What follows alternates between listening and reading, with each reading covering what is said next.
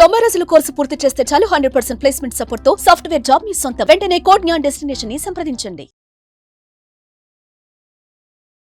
Welcome to Suman TV. నేను మీ Suman TV. నాకు AP fibre net ఇది ఒక సెన్సేషన్ అని చెప్పడంలో ఏమాత్రం డౌట్ లేదు. ఎందుకంటే పాలిటిక్స్లో ఏపీ ఫైబర్ నెట్ చుట్టూ కూడా కొంత డిస్కషన్ నడుస్తూ ఉంది. దినేష్ అండ్ దాంతోపాటు అటు జీవీ రెడ్డి. దీనికి సంబంధించి మాట్లాడడానికి మనతో పాటు హైకోర్టు అడ్వకేట్ అలగరి రవీంద్రనాథ్ గారు ఉన్నారు. అది వారి మాట్లాడినట్టు తెలుసుకుందాం. Hello sir. హాయ్ అండి నాగరాజ్ గారు. సరే, ఏపీ ఫైబర్ నెట్ చుట్టూ కూడా రకరకాల కథనాలు అయితే వినిపిస్తూ ఉన్నాయి మనకి. జీవీ రెడ్డి గారు అయితే మనం డైరెక్ట్గానే చూసాం. పొలిటికల్ దానికి సంబంధించినటువంటి వాటిల్లో టీడీపీ నుంచి బయటికి వెళ్తాను అనేటువంటి విషయాలు కూడా మనం చూస్తూ ఉన్నాము. మళ్ళీ లోపలికి వస్తారా అనేటువంటిది కూడా కొంత చర్చ నడుస్తూ ఉంది. అండ్ ఐఏఎస్ ఆఫీసర్ దినేష్ గురించి కూడా మాట్లాడుకోవటం జరుగుతూ ఉంది. ఏం జరుగుతుందంటే అసలు ముందుగా ఈ ఏపీ ఫైబర్ నెట్ అంటే ఏంటో తెలుసుకోవాలి నాగరాజ్ గారు. ప్రధానంగా 2017లో అప్పటి చంద్రబాబు నాయుడు గారు ప్రభుత్వం ఏర్పాటైన తర్వాత డిజిటల్ ఆంధ్రప్రదేశ్ అనేటువంటి దానిలో భాగంగా ఈ ఏపీ ఫైబర్ నెట్ అనేటువంటి ఒక కార్పొరేషన్ ఏర్పాటు చేయడం జరిగింది. అంటే వీళ్ళ యొక్క ప్రధాన ఉద్దేశం ఏంటంటే రాష్ట్ర వ్యాప్తంగా ఉన్నటువంటి పట్టణాలు, పల్లెలు, చిన్న చిన్న గ్రామాలు అంటే హ్యామ్లెట్స్లో కూడా అటువంటి వాటిలో కూడా హై స్పీడ్ ఇంటర్నెట్ వినియోగం, టెలిఫోన్ వినియోగం, at the same time television సౌకర్యం, ఈ మూడింటి కూడా అధునాతనమైన ఇంటర్నెట్ అందించే ఉద్దేశంతో 2017లో డిజిటల్ ఆంధ్రప్రదేశ్ అనేటువంటి ఒక పథకంలో భాగంగా దీన్ని ఏర్పాటు చేయడం జరిగింది చంద్రబాబు నాయుడు గారు. అందులో భాగంగా ఏర్పాటు చేసిన తర్వాత ఏంటంటే ఈ యాక్చువల్గా ఏంటంటే ఇంటర్నెట్ వినియోగం అంతా కూడా మనం అనుకుంటాం ఏంటంటే ఇంటర్నెట్ వైఫై ద్వారా వస్తుంది అనుకుంటాం. కానీ యాక్చువల్గా అది ఫైబర్ నెట్ ద్వారా అంటే ప్రతి గ్రామానికి కూడా అనుసంధానం చేయాలి. అంటే ఇప్పుడు జియో నెట్వర్క్స్, రిలయన్స్ ఉన్నాయి కాబట్టి ఇవి కాకుండా హై స్పీడ్ ఇంటర్నెట్ అంటే సిటీస్లో ఎంత హై స్పీడ్ ఉంటుందో అదే ఇంటర్నెట్ అటు హాస్పిటల్స్లో కానీ, స్కూల్స్లో కానీ, కాలేజెస్లో కావచ్చు, ప్రభుత్వ కార్యాలయాలు వీటన్నిటిలో కూడా హై స్పీడ్ ఇంటర్నెట్ వినియోగం కావాలి. అంటే సింగపూర్ స్థాయిలోనో లేకపోతే అభివృద్ధి చెందిన దేశాల్లో ఏ స్థాయి అయితే ఉంటుందో అటువంటి స్థాయి ప్రతి మారుమూల పల్లెల్లో, గ్రామాల్లో కూడా అంత హై స్పీడ్ ఇంటర్నెట్ వినియోగం చెందాలి. అది ప్రధానంగా హాస్పిటల్స్, ఇప్పుడు నేను చెప్పిన హాస్పిటల్లో కావచ్చు, కాలేజెస్లో కావచ్చు, అంటే డిజిటల్ క్లాసులు స్టార్ట్ అవుతాయి ఫ్యూచర్లో. ఆ డిజిటల్ క్లాసులు స్టార్ట్ అయ్యేటప్పుడు కూడా ఎవరికి కూడా ఇంటర్నెట్ అంతరాయం లేకుండా, అంతరాయం లేని 24/7 ఒక కస్టమర్ కేర్ సర్వీస్ని ఏర్పాటు చేస్తూ ప్రతి గ్రామానికి కూడా డిజిటలైజేషన్ చేయాలి అన్నటువంటి ఒక సదుద్దేశంతో ఏర్పాటు చేసినటువంటి ఈ ఫైబర్ నెట్ అన్నటువంటి ఒక కార్పొరేషన్. ఈ ఫైబర్ నెట్ కార్పొరేషన్ అనేది అసెంబ్లీలోగా ఏర్పాటైంది. దీనికి ఒక చైర్మన్ని, అట్ ద సేమ్ టైమ్ దానికి ఒక ఎండీని కూడా, అంటే మీకు తెలుసు కదా మన ఇండియన్ సిస్టమ్ అంతా కూడా ఒక గవర్నమెంట్ నుంచి అపాయింటెడ్, నామినేటెడ్ అయినటువంటి ఒక పోస్ట్ చైర్మన్ స్థాయిలో ఉంటారు. ఆ స్థాయికి అనుసంధానం చేస్తూ ఒక ఐఏఎస్ ఆఫీసర్ని కూడా ఏర్పాటు చేయడం కార్పొరేషన్ యొక్క విధివిధానం. ప్రతి కార్పొరేషన్ కూడా అలాగే ఉంటారు. అంటే దాన్ని అధికార శాఖ ఐఏఎస్ ర్యాంక్లో ఉన్నటువంటి ఒక వ్యక్తి దానికి డైరెక్టర్గా పనిచేయడం, ఈ సంస్థను మొత్తాన్ని ఎంటర్ చేస్తూ దానికి ఒక చైర్మన్ స్థాయి పోస్ట్ కూడా ఉంటుంది. ఉదాహరణకి మీరు ఆర్టీసీని తీసుకోండి. ఆర్టీసీకి ఒక ఎండీ ఉంటారు, ఆర్టీసీకి ఒక చైర్మన్ ఉంటారు, టెలికాం డిపార్ట్మెంట్లో ఒక ఎండీ ఉంటారు, దానికి ఒక చైర్మన్ ఉంటారు. అంటే కార్పొరేషన్స్ అలానే పనిచేస్తుంటాయి. అదేవిధంగా ఫైబర్ నెట్ కూడా ఒక ఎండీని అట్ ద సేమ్ టైం ఒక చైర్మన్ని కూడా పోస్ట్ చేయడం జరిగింది. ఇది యాక్చువల్గా జరిగింది. దాన్ని కంటిన్యూగా వచ్చేట తర్వాత 2019 ఎన్నికల తర్వాత తెలుగుదేశం పార్టీ ప్రభుత్వం ఓడిపోవడం, దాని తర్వాత మళ్ళీ వైఎస్ఆర్సీపీ ప్రభుత్వం అధికారంలోకి వచ్చిన తర్వాత కూడా ఏదైతే 2017లో ఏర్పాటు చేసినటువంటి చంద్రబాబు నాయుడు గారు గవర్నమెంట్ ఏర్పాటు చేసినటువంటి ఏపీ ఫైబర్ నెట్ కార్పొరేషన్ కూడా కంటిన్యూ చేసి, ఎందుకంటే చట్టం ద్వారా రూపకల్పన అయింది కాబట్టి కంటిన్యూషన్ చేశారు. ఆ పరిపాలన అయిన తర్వాత గడిచిన 2024లో ఎప్పుడైతే ఈ కూటమి ప్రభుత్వం అధికారంలోకి వచ్చిందో అప్పటి వరకు ఉన్నటువంటి ఆ చైర్మన్ స్థాయిని తీసేసి అందులో ఆ పోస్టులోకి అపాయింట్ చేసినారు. కొత్తగా జీవీ రెడ్డి గారిని అపాయింట్ చేయడం జరిగింది. అయితే జీవీ రెడ్డి గారు ఎవరు, నేను మీకు పరిచయం చేసే ప్రయత్నం చేస్తాను. జీవీ రెడ్డి గారు కూడా ఒక మంచి న్యాయవాది, ఒక మంచి ముఖ్యంగా క్రిమినల్ లాస్లో చదువుకున్నటువంటి ఒక మంచి అడ్వకేట్. Is perfect advocate. చాలా కేసెస్ను కూడా దానికి సంబంధించి పట్టు సాధించిన వ్యక్తి. ఆయన మీడియా ప్రసంగాల్లో మాట్లాడుతూ కూడా అందరూ మాట్లాడుకోకుండా ఒక టెక్నికల్ పారామీటర్స్లో మాట్లాడుతూ విత్ దాన్ని సంబంధించినటువంటి ప్రతి ఈచ్ అండ్ ఎవరిని కూడా ఎనాలిసిస్ చేసే విధానంలో కూడా పర్ఫెక్ట్ ఉన్నటువంటి మంచి పట్టున్నటువంటి వ్యక్తి జీవీ రెడ్డి గారు. అంటే మాట్లాడే ఏదైతే ప్రతి పాయింట్కి కూడా ఒక టెక్నికల్ సపోర్ట్ తీసుకుని మాట్లాడడం కూడా జరుగుతుంది. అంటే దానికి ఎగ్జాంపుల్ మీకు చెప్పాలంటే జీవీ రెడ్డి గారి విషయంలో మాట్లాడినట్లయితే ప్రతి రాష్ట్రం అంటే ప్రతి ఎవ్రీ మంత్ సెంట్రల్ గవర్నమెంట్ నుంచి రాష్ట్ర ప్రభుత్వానికి ఎంతెంత నిధులు వస్తుంటాయి, విడుదల చేస్తుంది సెంట్రల్ గవర్నమెంట్, ఎంత నిధుల్ని రాష్ట్ర ప్రభుత్వానికి విడుదల చేస్తున్న లెక్కలను కూడా ఆయన అధికారికంగా ఆర్టీఏ రిపోర్ట్స్ తెప్పించుకొని కూడా ఇగో ఈ నెల ఎంత అమౌంట్ వచ్చింది, ఈ క్వార్టర్లో ఎంత అమౌంట్ వచ్చింది సెంట్రల్ గవర్నమెంట్ నుంచి, ఇంత ఫండ్స్ వచ్చాయని చెప్తూ కామన్ మ్యాన్ కూడా అర్థమయ్యే భాషలో ఆయన మీడియా ముందు మాట్లాడుతూ కూడా ఎంటైర్ ఆ ఏపీ రాష్ట్ర ప్రభుత్వం మొత్తం అందరినీ కూడా తన తన దృష్టికి తిప్పుకున్నారు ఆయన. మొదట్లో కాంగ్రెస్ పార్టీలో ఉన్నప్పుడు కూడా కాంగ్రెస్ పార్టీ యొక్క విధి విధానాలు నచ్చక తర్వాత ఏం చేశారంటే అక్కడి నుంచి డైరెక్ట్గా టీడీపీ యొక్క దీంట్లో పార్టీలో చేరడం జరిగింది. టీడీపీ పార్టీ సభ్యత్వాన్ని తీసుకున్నారు. పార్టీ సభ్యత్వాన్ని తీసుకుని కూడా ఆయన అంత టెక్నికల్గా మాట్లాడుతుంటే ఇమీడియట్గా టీడీపీ పార్టీలో కూడా ఏంటంటే యూత్ని అట్రాక్ట్ చేసే విషయంలో ఇమీడియట్గా జీవీ రెడ్డి గారు అధికార అంటే టీడీపీ పార్టీ పెద్దల్లో కూడా కనుసన్నల్లో పడ్డం ఇమీడియట్గా ఆయనకు ఒక మంచి స్థాయిని ఇస్తాం, అధికారంలోకి వస్తే ఖచ్చితంగా ఒక మంచి స్థాయిని ఇస్తాం అనుకున్నారు. అదే స్థాయిలో ఏం చేశారంటే ఎప్పుడైతే ఆయన తాలూకా టెక్నికల్ నాలెడ్జ్ బాగుందని అన్ని రకాలుగా మంచి స్పోక్స్ పర్సన్ బాగా మాట్లాడుతుందని చెప్పి ఆ పార్టీకి జాతీయ ప్రధాన ఒక స్పోక్స్మెన్గా పోస్ట్ చేస్తూ అట్ ద సేమ్ టైం ఇప్పుడు నేను చెప్పినట్టు ఏపీ ఫైబర్ నెట్కి కూడా ఆయన చైర్మన్గా పోస్ట్ చేయడం జరిగింది. ఇది యాక్చువల్లీ ఇట్స్ అ పార్ట్ ఒకటి. సెకండ్ పార్ట్ విషయానికి వస్తే దినేష్ కుమార్ గారు ఎవరంటే ఆల్రెడీ ఒక ఐఏఎస్ ఆఫీసర్ అయినా, అంటే ఈ యొక్క యంగ్ చాప్ అయినా, అంటే ఈయన అదే ప్రాంతం ఉండవల్లి ప్రాంతంలో చదువుకుని విద్యాభ్యాసం విజయవాడ ప్రాంతం అసలైనా అక్కడ నుంచి అక్కడ విద్యాభ్యాసం చేసి చదువుకున్నారు ఈయన దినేష్ కుమార్. చదువుకొని ఇంటర్మీడియట్ కూడా అక్కడ కంప్లీట్ అయిన తర్వాత వాళ్ళ ఫ్యామిలీ యాక్చువల్గా ఈ వస్త్ర వ్యాపారం సంబంధించిన ఫ్యామిలీ బ్యాక్గ్రౌండ్ వాళ్ళది. అక్కడ నుంచి ఆయన నిఫ్ట్ అంటే వరంగల్ ఉన్నటువంటి నిట్లో జాయిన్ అయ్యారు. అక్కడ అయిపోయిన తర్వాత ఆయన ఇమీడియట్గా వేరే జాబ్ వచ్చినప్పుడు కూడా వేరే జాబ్కి వెళ్ళకుండా నేను సివిల్స్ రాసి పాస్ అవుతానని చెప్పి ఒక 18-20 ఏళ్ళ వయసులోనే ఇమీడియట్గా ఏం చేశారంటే ఢిల్లీలో ట్యూషన్ తీసుకొని 2017లోనే ఈయన ఐఏఎస్ తెచ్చుకోవడం, అంటే 6th ర్యాంక్ తెచ్చుకొని ఒక ఐఏఎస్ కేటగిరీ పాస్ అయిన వ్యక్తి అయినా చాలా వెరీ ప్రామినెంట్ పర్సన్, చాలా ఎడ్యుకేటెడ్ పర్సన్. ఎప్పుడైతే ఆ యంగ్ చాప్ వచ్చారో ఆ సందర్భంలో ఒకసారి చంద్రబాబు నాయుడు గారు వీళ్ళందరినీ కూడా సన్మానం చేసే దీంట్లో కూడా అప్పట్లోనే దినేష్ కుమార్ గారిని పిలిచి ఒక యంగ్ గట్టిగా చూస్తే ఆయనకు ఒక 24-25 ఇయర్స్ ఉంటాయి. జీవీ రెడ్డి గారు కూడా కాస్త అటు ఇటుగా 30 ఇయర్స్గా అటు ఇటుగా ఉంటారు, పెద్ద ఏజ్ కూడా కాదు. అంటే ఇతను కూడా యంగ్ చాపే. అయితే ఇతన్ని వేరే పోస్ట్లో చేసిన తర్వాత అక్కడ నుంచి ఈయనకి ఈ యొక్క ఏపీ ఫైబర్ నెట్ ఇందులో ఈయనకి ఒక డైరెక్టర్ పోస్ట్ చేయడం జరిగింది. ఒక ఐఏఎస్ ఆఫీసర్గా అద్భుతంగా ఆయన చేస్తున్నారు. ఇది యాక్చువల్గా దినేష్ కుమార్ గారి యొక్క పరిచయం. సో దినేష్ కుమార్ గారు ఒక యువ ఐఏఎస్ ఆఫీసర్గా ఒక 24 ఇయర్స్ యంగ్ చాప్గా నేను చెప్తున్నాను ఆయనకి. ఆయన కూడా మంచి సక్సెస్ఫుల్గా చదువుకొని ఉన్నటువంటి వ్యక్తి. ఆయనకి ఏపీ ఫైబర్ నెట్ చైర్మన్గా చంద్రబాబు నాయుడు గారు కూడా యూత్ని ఎంకరేజ్ చేసే ఉద్దేశంతో ఆయన్ని కూడా ఆ పోస్టులో ఎంకరేజ్ చేయడం జరిగింది.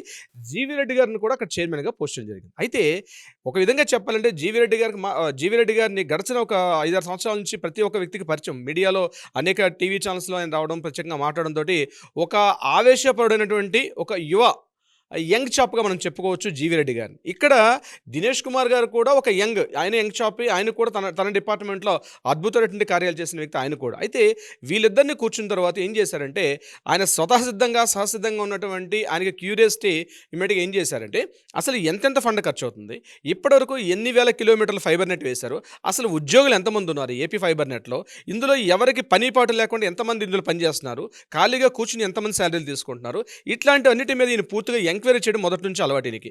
అందులో భాగంగా ఇందాక నేను చెప్పినట్టుగా ఒక రాష్ట్ర ప్రభుత్వాన్ని ఢీకొట్టి సెంట్రల్ గవర్నమెంట్ నుంచి ఫండ్స్ ఏ మేరకు వస్తాయి అని అంటే అదొక తెలియని నిగూఢ రహస్యాన్ని కూడా ఆయన తన ఆర్టీఐ ద్వారా ప్రతిరోజు ఆ సెంట్రల్ గవర్నమెంట్ లేఖలు రాస్తూ కూడా ఆయన తెప్పించుకొని రిపోర్ట్స్ మీడియా ముందు పెట్టడం ఇంతకుముందు ఆయన తాలూకా కృత్యాలు అటువంటివి ఉండేవి. అటువంటిదే ఇక్కడ కూడా ఏం చేశారంటే ఈయన ఏపీ ఫైబర్ నెట్ చైర్మన్గా వచ్చిన తర్వాత అసలు ఆ సంస్థలో జరుగుతున్నటువంటి రాష్ట్ర ప్రభుత్వం నుంచి ఎంత విడుదలవుతున్నాయి, ఎంతవరకు ప్రోగ్రెస్ చేశారు, ఎంతమంది స్టాఫ్ ఉన్నారు, ఎంత మేరకు వాళ్ళు ఎన్ని కిలోమీటర్ల మేరకు ఫైబర్ నెట్ని ఉపయోగించుకున్నారు, అసలు వీళ్ళు చేసే డ్యూటీస్ ఏంటి, ఎంతెంత శాలరీలు అందుకుంటున్నారు, ఇప్పుడు ఇవన్నీ కూడా ఆయన ఎంత మొత్తం కూడా కూపీ లాగిన తర్వాత ఆయన ఫైనల్గా ఆయన తేల్చిన రిపోర్ట్ ఏంటంటే 492 మంది ఉద్యోగస్తులు పని పాటు లేకుండా ఇందులో కేవలం రాష్ట్ర ప్రభుత్వం శాలరీస్ తింటూ కూర్చున్నారు. కాబట్టి వీళ్ళు ఈ సంస్థకు గుదిబండగా మారారు, వీళ్ళు ఈ సంస్థకు అవసరం లేదు. కాబట్టి ఇమ్మీడియట్గా ఆ 492 మంది ఉద్యోగస్తులను కూడా ఇక్కడి నుంచి టెర్మినేట్ చేయమని చెప్పి ఆయన ఒక లేఖను రాయడం జరిగింది జీవీ రెడ్డి గారు. రాసిన తర్వాత ఇంతేకాకుండా ఏదైతే ఈ ఫైబర్ నెట్ అని ఏదైతే ఆ కేబుల్ సిస్టమ్ ఆప్టికల్ ఫైబర్ ఏదైతే వేస్తున్నామో గ్రామానికి వేస్తున్నట్టుంది అవి వేయకుండా అసలు అటువంటి వైర్సే లేకుండా కంప్లీట్గా వీళ్ళు ఫ్రాడ్ చేశారు, ఇన్ని వేల కిలోమీటర్లు చేసి ఇంత మొత్తంలో వీళ్ళు రాష్ట్ర ప్రభుత్వం యొక్క నిధుల్ని దుర్వినియోగపరిచారని కూడా ఒక రిపోర్ట్ను తయారు చేసి జీవీ రెడ్డి గారు దీన్ని రాష్ట్ర ప్రభుత్వం ముఖ్యమంత్రి స్థాయిలో పెట్టడం జరిగింది. అట్ ద సేమ్ టైం ఆయన దినేష్ కుమార్ గారు అంటే ఆ సంస్థ డైరెక్టర్గా ఉన్నటువంటి దినేష్ కుమార్ గారిని కూడా ఉద్దేశిస్తూ ఒక లేఖ రాసుకున్నారు. ఎప్పుడైతే చైర్మన్ గారు సస్పెండ్ చేశారో, టెర్మినేట్ చేశారో ఈ 492 మంది ఈ ఉద్యోగస్తుని, ఈ లేఖని దినేష్ కుమార్ గారి యొక్క ఎండీ గారి సిగ్నేచర్ ఉంటే తప్ప ఆ 492 ఉద్యోగస్తుల్ని టెర్మినేట్ చేసే అధికారం ఉండదు. అంటే చైర్మన్ గారి సైన్ ఉండాలి, అట్ ద సేమ్ టైం అక్కడ ఎండీ గారి సైన్ కూడా ఉండాలి. అయితే ఈయన సూచించి 3 నెలలు అవుతున్నప్పుడు కూడా దినేష్ కుమార్ గారు పట్టించుకోకుండా బుట్ట దాఖలు చేయడం జరిగింది. అంటే ఆ 492 మంది ఎవరైతే ఉద్యోగస్తులు అనధికారికంగా తమ యొక్క డ్యూటీస్ని చేస్తున్నారో వీళ్ళందరూ వేస్ట్ అని చెప్పారు. బట్ వాళ్ళని చేయకుండా వాళ్ళని గడిచిన 2-3 నెలల నుంచి కూడా వాళ్ళకి శాలరీస్ కంటిన్యూ చేస్తూ వాళ్ళని అదే జాబ్లో కంటిన్యూ కంటిన్యూషన్ చేస్తున్నారు. సో ఇక్కడ జీవీ రెడ్డి గారు హర్ట్ అయినట్టుగా మనకు కనిపిస్తుంది. ఎప్పుడైతే ఇక్కడ ఈగోస్ దెబ్బతున్నాయి అంటే నేను ఒక చైర్మన్ స్థాయిలో నేను చెప్పినప్పుడు కూడా మీరు పట్టించుకోకుండా ఉన్నారు అని చెప్పి జీవీ రెడ్డి గారు హైలైట్ చేయడం జరిగింది. దినేష్ కుమార్ గారు తన డ్యూటీ ప్రకారం ఏంటంటే ఇమీడియట్గా దానికి రాష్ట్ర ప్రభుత్వం పంపించాం కాబట్టి అక్కడి నుంచి ఒక ఫీడ్బ్యాక్ వచ్చాక ఆయన చేస్తే బాగుంటుంది, ఆయన ఉద్దేశం బహుశా ఉండొచ్చు అని కొంతమంది చెప్పడం జరుగుతుంది. ఇటువంటి ఈ రెండు భేదాభిప్రాయాల మధ్యలో ఏం జరిగింది, జీవీ రెడ్డి గారు ఇమీడియట్గా ప్రెస్ మీట్ పెట్టి మా సంస్థలో నేను ఏదైతే చైర్మన్గా కార్పొరేషన్ చైర్మన్గా ఉన్నటువంటి నా సంస్థలో ఇటువంటివన్నీ జరిగాయి కాబట్టి ఇమీడియట్గా నాకు ఇక్కడ సరైన ఐడెంటిఫికేషన్ లేదు, సరే నేను అనుకున్న వరకు కూడా ఇక్కడ చేయలేకపోతున్నాం కాబట్టి నేను ఈ జాబ్కి నేను ఫిట్ కాదు కాబట్టి నేను ఎగ్జిట్ అయిపోతానని చెప్పి ఆయన మీడియాలో చెప్తూ ఇంతకుముందు వైఎస్ఆర్సీపీ ప్రభుత్వం ఉన్నటువంటి ఎవరైతే అధికారులు ఉన్నారో ఇప్పటికి కూడా రాష్ట్ర ప్రభుత్వం యొక్క ప్రభుత్వ మార్పు జరిగింది కానీ అధికారులు మాత్రం ఇప్పటికి కూడా వైఎస్ఆర్సీపీ ప్రభుత్వంలో ఎటువంటి వాళ్ళు ఉన్నారో వాళ్ళే స్టిల్ ఇప్పటికీ కంటిన్యూ అయ్యి వాళ్ళకి తొత్తులుగా పనిచేస్తున్నారని చెప్పి జీవీ రెడ్డి గారు మీడియా ముఖంగా మాట్లాడుతూ ఆయన కొద్దిగా ఘాటు వ్యాఖ్యలు చేశారు.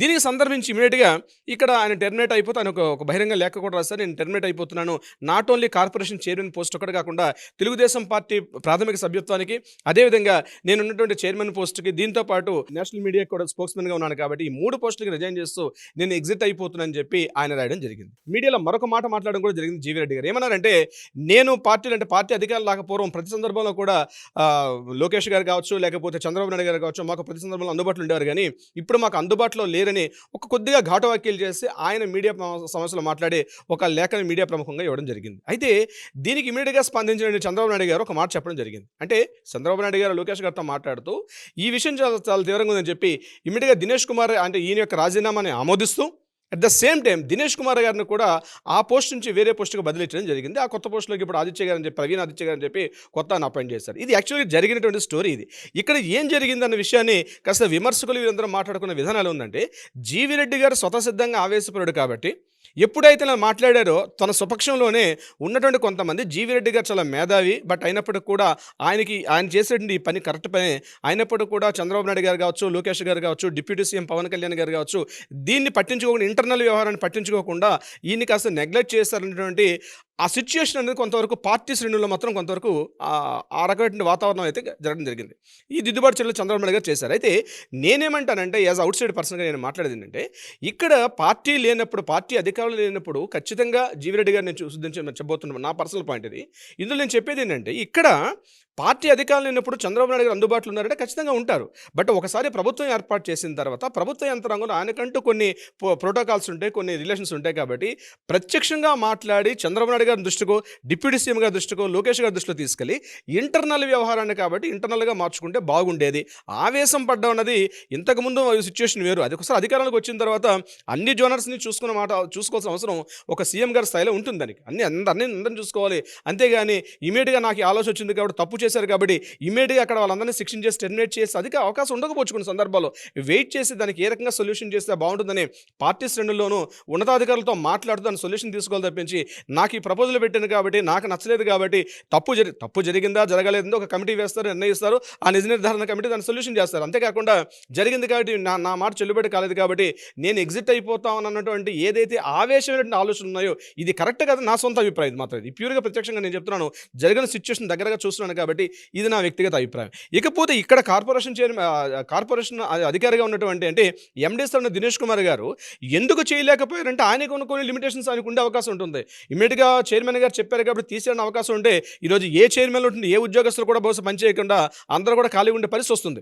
సో ఆయన హోందాగా దినేష్ కుమార్ గారు ఒక ఐఏఎస్ ఆఫీసర్గా ఆయన చదువుకున్న వ్యక్తిగా ఆయన తన పార్టీని తన బాధ్యతను హోందాగా చేశారనుకుంటున్నాను. ఏదైనప్పుడు కూడా ఇది ప్రభుత్వము పార్టీ యంత్రాంగం ఈ మూడు కలిసి ఉన్నటువంటి విషయాలు కాబట్టి ఎందుకంటే చైర్మన్ గారు ప్రభుత్వం పరంగా వచ్చారు, ఇక ఈయన పనిచేస్తున్న వ్యక్తి ఈయన అధికారంగా పనిచేస్తున్నారు. సో వీళ్ళ మధ్య ఒక సమన్వయ లోపం జరిగిందని నేనైతే అనుకుంటున్నాను. ఈ సమన్వయ లోపం అవడం వల్లే ఏపీ ఫైబర్ నెట్ విషయంలో ఇన్ని రకాలుగా అవాకులు చవాకులు వెళ్ళి విమర్శకులకు కూడా అవకాశం ఇచ్చేటట్టుగా పరిస్థితి వచ్చింది. అంటే ఎంతో అనుభవం చంద్రబాబు నాయుడు గారికి ఇటువంటి విషయాలు కొత్త ఏమి కాదు. ఎన్నో సందర్భాల్లో ఆయన ఎన్నో రిస్క్ మేనేజ్మెంట్స్లో కూడా చాలా అద్భుతంగా పనిచేశారు. సో ఇది చాలా చిన్న విషయం అనుకుంటాను.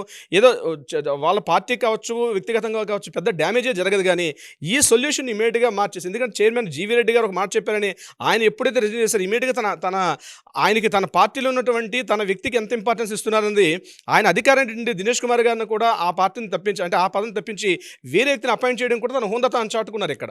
సో ఏదేమైనప్పుడు కూడా ఇప్పుడు ఇందాక మీరు అన్నట్టుగా మళ్ళీ జీవీ రెడ్డి గారు పార్టీలోకి వస్తారంటే ఖచ్చితంగా వస్తారు, 100% వస్తుంది. అది 6 నెలలు పడుతుందా, 1 ఇయర్ పడుతుందా, 2 ఏళ్ళు పడుతుందా తెలియదు కానీ, ఎందుకంటే ఇప్పుడే పదవి అంటే ప్రభుత్వం ఏర్పడే జస్ట్ ఇప్పుడు ఓన్లీ ఒక 9 months 6 months అవుతుంది.